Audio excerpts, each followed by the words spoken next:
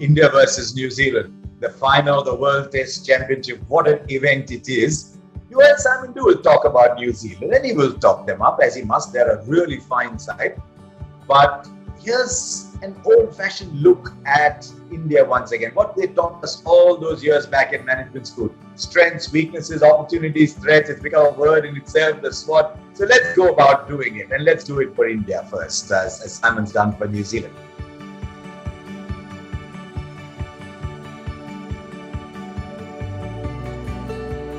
What are the strengths for India? And I think there are many. I'll start with number one, and I didn't think I'd say that some years ago. I think India's bowling is India's biggest strength. India will probably play three seamers, but pick any three out of Bumrah, Shami, Ishant and Siraj, and I think you've got a formidable lineup. If the conditions are overcast, the ball is moving around, this is a really good bowling trio. But also, if the weather holds and the pitch starts to deteriorate a little bit, a spin comes in.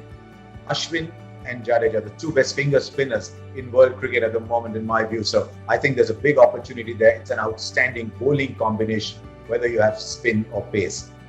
Another strength, I think there's a lot of experience. You look at Cheteshwar Pujara, you look at Virat Kohli, Ajinkya Rahane. If you include up to number 8 as batting, Ravindra Jadeja and Ravichandran Ashwin, who batting is coming back, I'm delighted to see. So there's 5 out of 8 who've got a lot of experience. I will mention Rohit Sharma because he's been in, out, and his role as an opener is still, in spite of fantastic results at home and a couple of good performances in Australia, still a little bit work in progress for me. But batting, a lot of experience, that's good. There is also one other thing, peculiarly, there's a punt factor. I talk to my broadcaster friends in England and they go, wow, Rishabh Pant. I talk to my broadcaster friends in Australia and they go, wow, Rishabh Pant. Maybe after his last couple of performances, one in Ahmedabad, one in Brisbane and Sydney, they have the feeling that he can run away with the game from you. So there is that punt factor that we need to look at. India coming on the back of very encouraging series wins.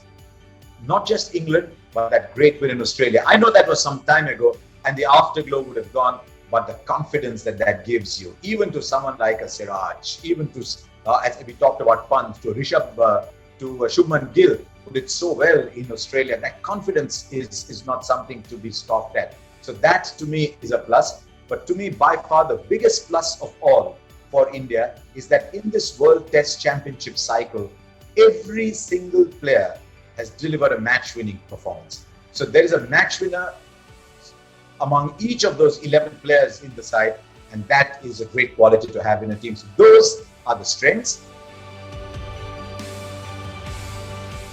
What are the weaknesses? They exist.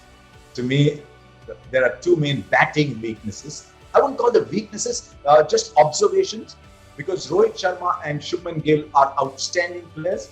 Neither of them has opened the batting in England. Shubman Gill is coming off a slightly lean patch.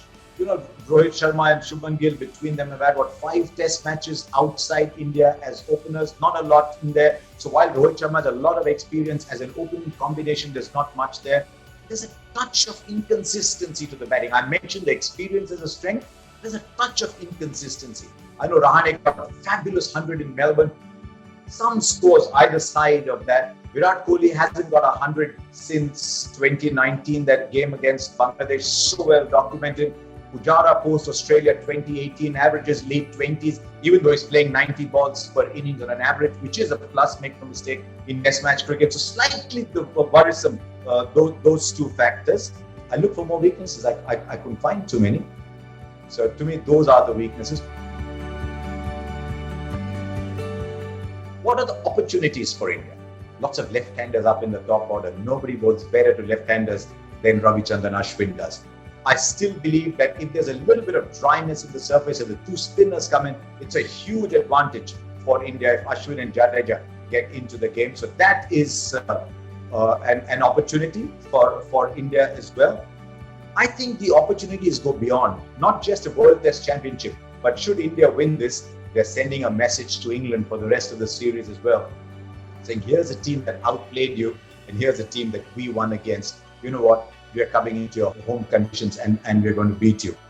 The other big opportunity for India, New Zealand have no trophies. They've been very good as challengers. They've not been very good as front runners. What about the threats?